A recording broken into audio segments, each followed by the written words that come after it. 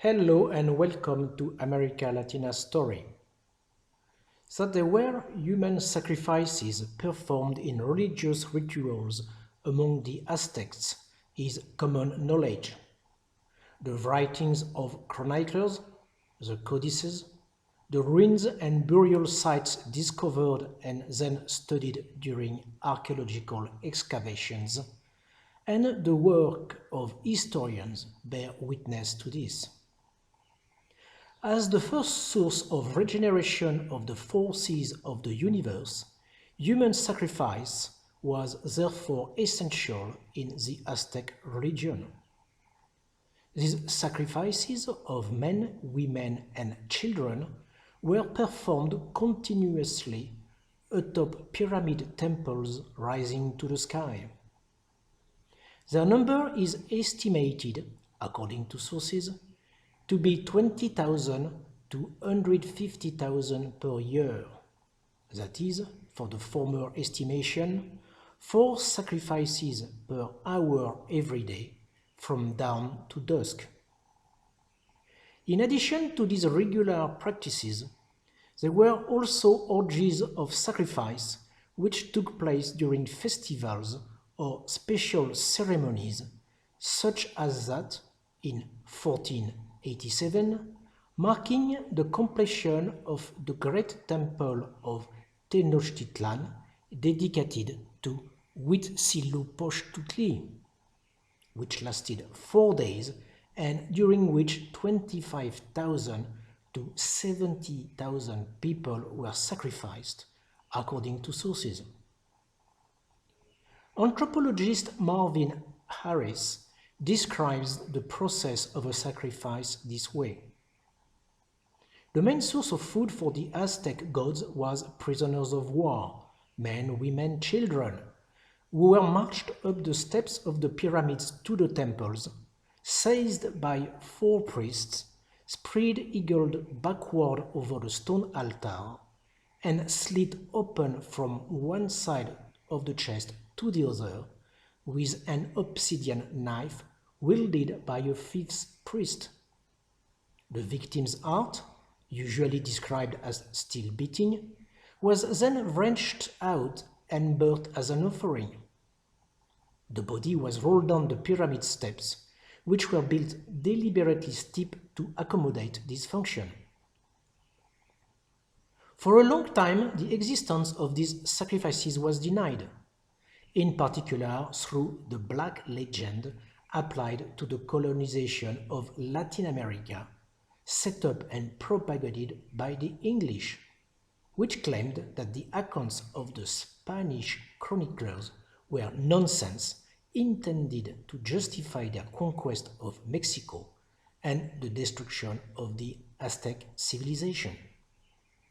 This was the case, among many others, for the description made in 1521 by Andrés de Tapia, one of Cortés' companions and chronicler of his epopee, of a tower made of skulls and of an imposing building, the Huitzilopochtli, constructed from tens of thousands of skulls of women, children, and prisoners, used as bricks bound in lime mortar.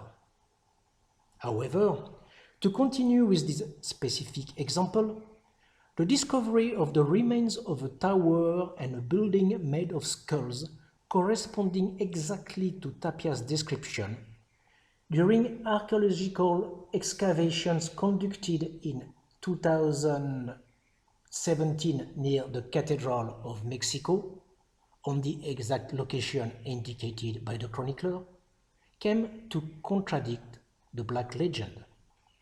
If the existence of human sacrifices during religious rituals among the Aztecs is established, there remains the question of the fate of the bodies of the sacrificed.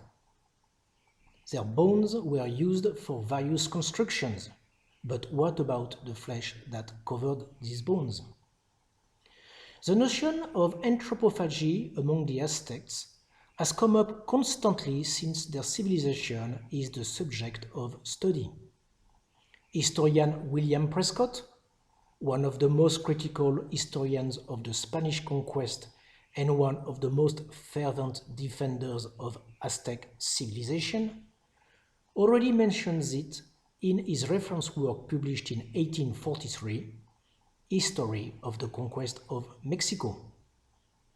On this subject, here again, the results of archaeological excavations support historical research. The Mexican National Institute of Anthropology and History has published in January 2021 the results of the excavations of the Tecuaque site. Tecuaque, in the Nahuatl language of the Aztecs, meaning the place where they ate them.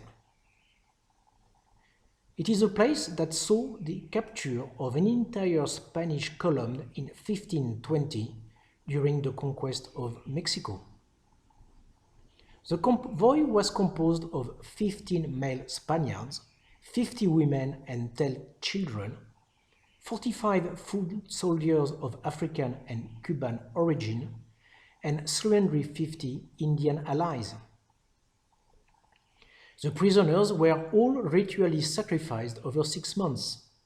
The study reveals that the skeletons of the captured Europeans were torn apart and bore cut marks indicating that meat was removed from the bones in the same way that butchers do for animal meat, thus adding to numerous previous studies and accounts of contemporary eyewitnesses, all indicating that the dismembered bodies of the victims were distributed in butcher shops as if they were pork chops or chicken legs, so that these human beings could serve as substantial food for the Aztec population. The dignitaries and aristocracy reserved the thighs and other muscles, while the entrails and less noble cuts were left for the general population. The Aztec Empire consisted of an oppressive nation, the Aztecs, and hundreds of oppressed nations. Cortés, with his meager troops and limited means, could only bring down this empire with the support of the various oppressed Indian nations that he was able to unite to throw off the yoke of the Aztecs. During the capital's final assault on the last Aztec redoubt in Tlatelolco, Cortés asked for clemency for the defenders. His troops obeyed him, but not the Indian allies who massacred with fury all the Aztecs they encountered, thus avenging the parents, brothers and sisters who had been abducted, sacrificed and devoured. Thank you for watching this program. Do not hesitate to subscribe to the channel. This is all for now. Goodbye.